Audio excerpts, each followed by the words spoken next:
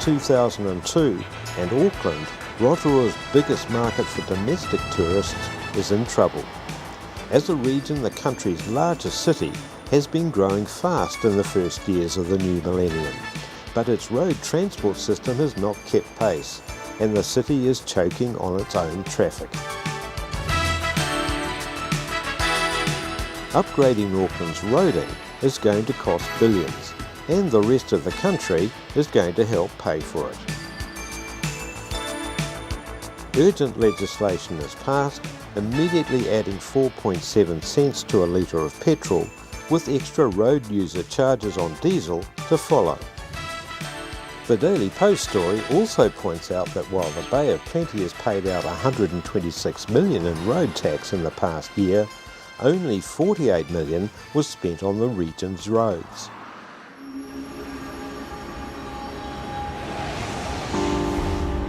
Rotorua's own current traffic problem is still in the news. Debate continues in council about what to do with the Arawa to Tanakai Street junction. Council engineering staff maintain the barrier is working well. Ready to Retail Scotty Watson labels it an unnecessary division of the lake end of town. The alternative of a roundabout is suggested, even traffic lights. But the expense involved and the effect on traffic flows are further considerations. Meantime, as Ted Hansen works out his last weeks as district manager, the council have been interviewing candidates to find his replacement. We basically did the interviews ourselves, that's the full council, when we had the shortlist. We had the referees' reports, we had all the information in front of us, we did the interviews accordingly. And we were looking at trying to improve tourism, and we tended to focus on that more than anything else. And the questions, to my knowledge, my memory, was zeroed into that. How do we get the numbers into Rotorua? How do we get the numbers in winter to make the shops tick over and things like that? It was a very interesting recruitment process, I have to say. One of those on the shortlist for Ted Hansen's position is an employee of the Opotiki District Council, Peter Guerin. I went to university, did a business studies degree in accounting, worked for an accounting firm, worked for Dominion Breweries, a couple of other firms, and was managing a accommodation and conference centre in Auckland, in Taupo, and decided I wanted to change and joined local government as the accountant for the Taupo District Council. Never thought I'd be in local government for any length of time. Great mentor there in the Chief Executive Andrew Dibble, who saw a little bit of potential in me as a young fella, and gave me a lot of support there. So the job as the Chief Executive of the Opotiki District Council came up. Andrew encouraged me to apply for it, got the job, and thoroughly enjoyed being involved in local government and in the Opotiki community. And people from outside the sector don't really understand local government, but it is a very rewarding business. We had 6 candidates. We said, we want you to take one of the papers that you have presented to your council, and we basically want you to deliver it to this, a paper that's a policy paper that's got recommendations, that's got alternatives.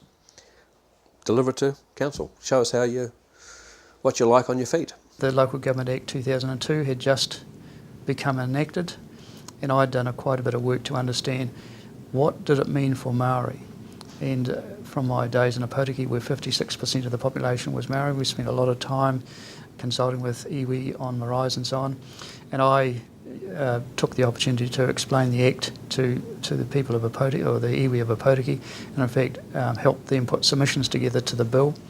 So I did my presentation to Rotorua on what did the Local Government Act mean for Maori. We had them for dinner that night, not with their wives. We figured that more PC probably wouldn't go down. You'd probably have complaints to the bloody some sort of commission now if you actually had the wives involved in the selection process, sort of thing. I'm the person that's applied for the job, not my wife.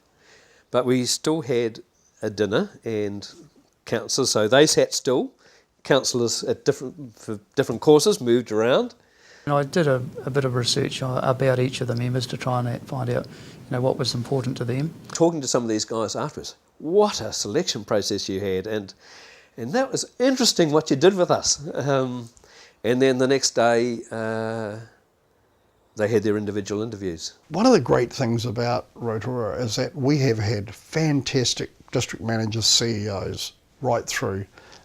You couldn't get better than Harry Childs, who was probably the best town clerk when he came in. Ted Hanson, one of the best district managers in New Zealand. And Peter came in, unknown quite, came from Opotiki, and he had a very small budget there of something like 8 million, and he was coming into a council with 80 million, but a huge amount of talent and energy and vision.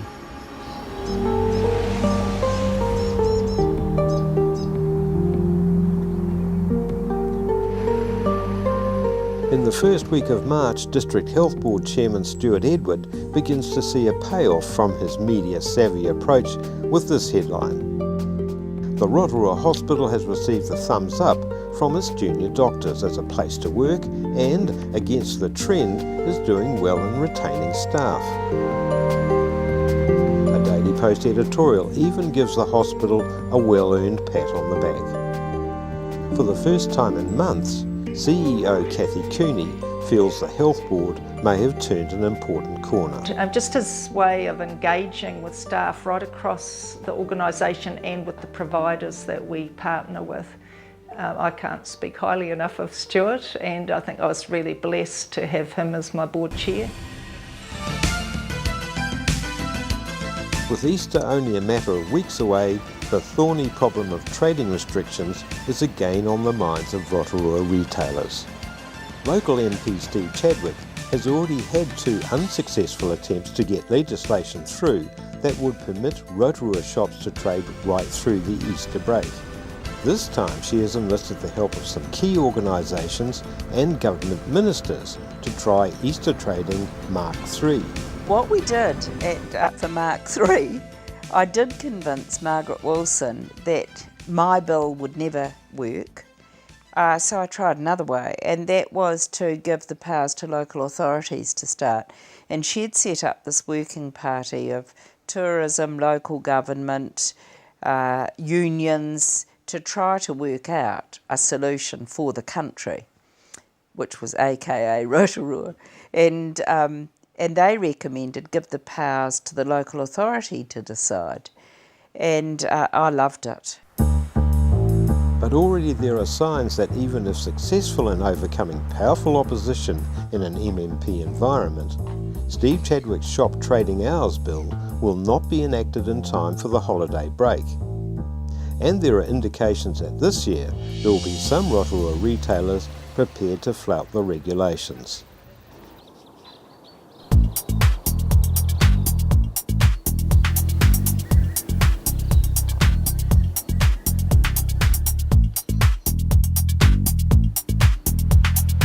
Mid-March at Arawa Park Racecourse, and there's not a horse to be seen. The venue has been taken over for the week for what is billed as the largest forestry expo in the Southern Hemisphere. Held every 2 years, the 2002 event is being conducted at a time of some disquiet in the country's forest industry. But despite this, the expo draws thousands to town, including many from overseas. Both local papers are thick with positive spin, and Rotorua's accommodation, conference venue and food suppliers get a running start ahead of what is expected to be the usually busy Easter holiday period. But it went down like a lead balloon. As expected, the first reading of Steve Chadwick's shop trading hours bill has drowned in a sea of parliamentary debate. Once again, the shop closed signs are out on Good Friday and Easter Sunday, but once again the no vacancy signs are glowing all over town. There are dozens of special events scheduled over the long weekend, none more eagerly anticipated than the 75th Jubilee of Rotorua Boys High School.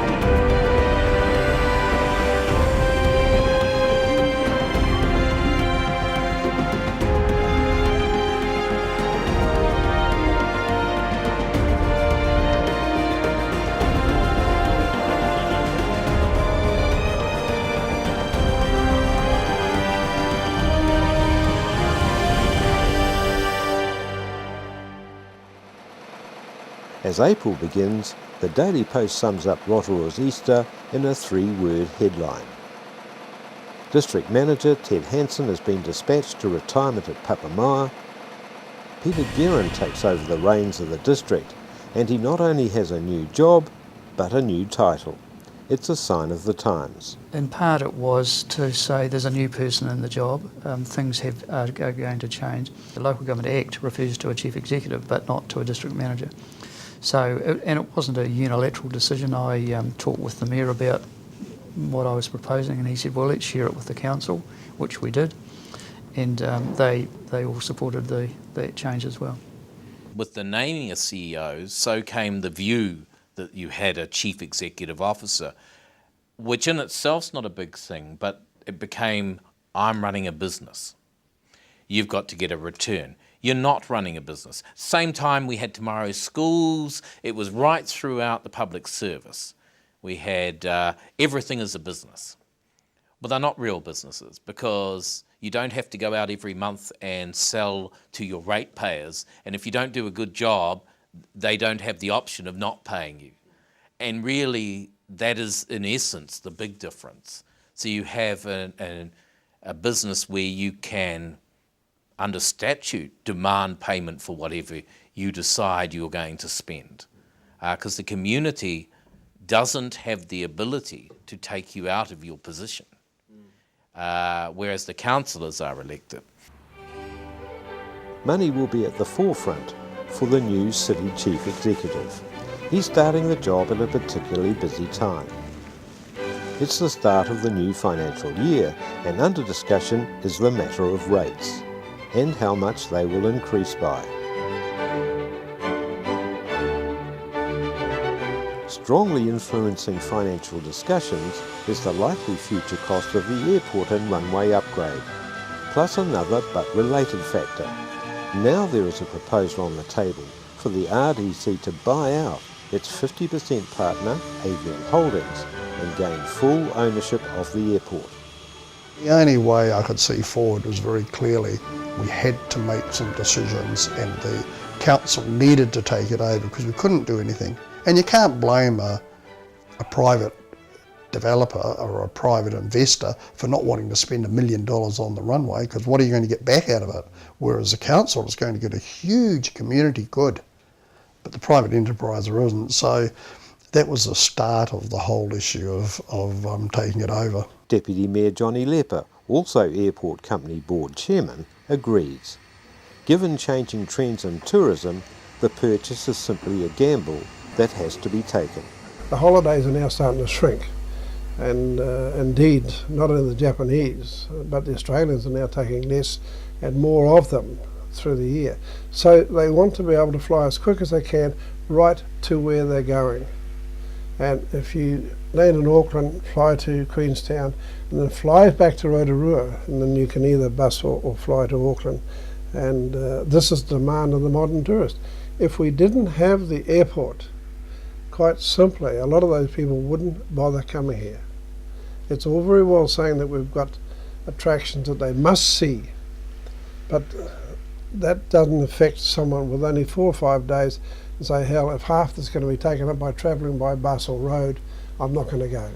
So the airport is an integral part of the tourist industry and the transport system of a modern community.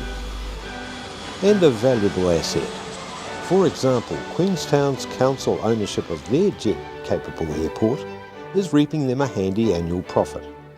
But the Daily Post points out there is already considerable opposition within the RDC against what is now stacking up to be a hefty rates increase of 5.3%. In the second week of April, Te Wānanga Aotearoa again becomes front page news. They've just announced a scheme that will provide 15,000 Wānanga students with free mobile phones. Big questions are going to be asked about what seems like taxpayer funding of non-academic expenses. And answering those questions in Rotorua is Turi Ngātai. The free mobile phones created a real fuss around the country, And of course, people were starting to come, how can these people are joining for free mobile phones. I want to say that delivery method caused a lot of consternation. It didn't stop people from enrolling in the program, but it was the first beginnings of innovative delivery in this country, followed soon after by free programs. Now, free telephones, free programs, free resources. I guess a change in the model of delivery. It's a model of delivery sternly queried by this Daily Post editorial.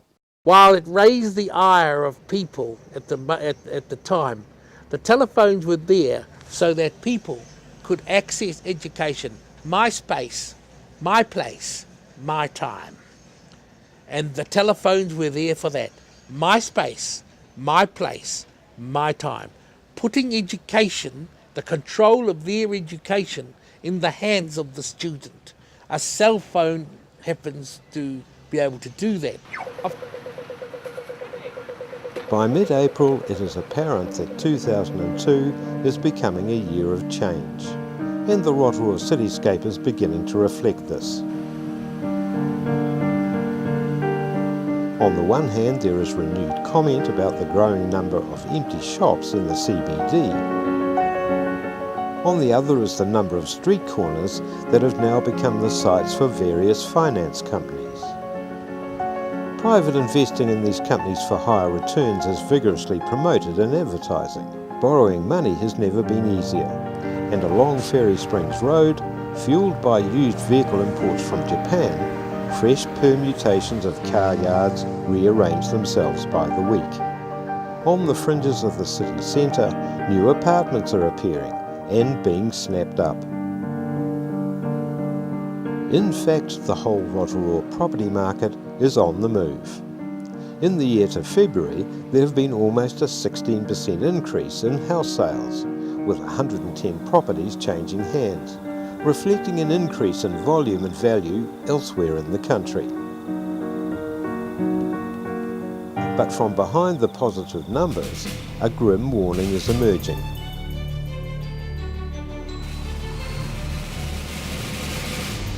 Particularly from Auckland and Tauranga, there are reports from within the building industry reaching the FRI about growing numbers of new buildings leaking and rotting.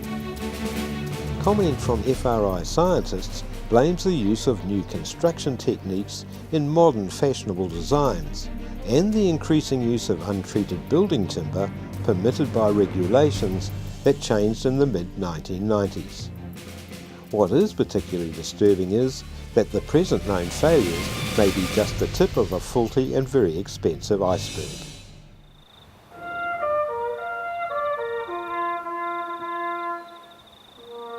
This year, Anzac Day is separated from Rotorua Marathon weekend by only a day, raising the prospect of another long weekend trading bonanza for the city's retailers and tourist operators. Scotty Watson urges his shopkeepers to make the most of it and stay open all hours.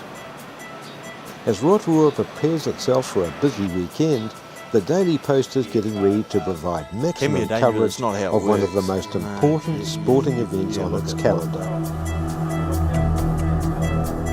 It's the 38th running of the marathon, and it's attracted more than 1,800 contestants to a course notorious for its toughness. It's a tough course. If you're an elite marathoner, it's all about times, qualifying times. Our course doesn't lend itself to people running those sort of qualifying times that allow them to get to Commonwealth Games or Olympic Games.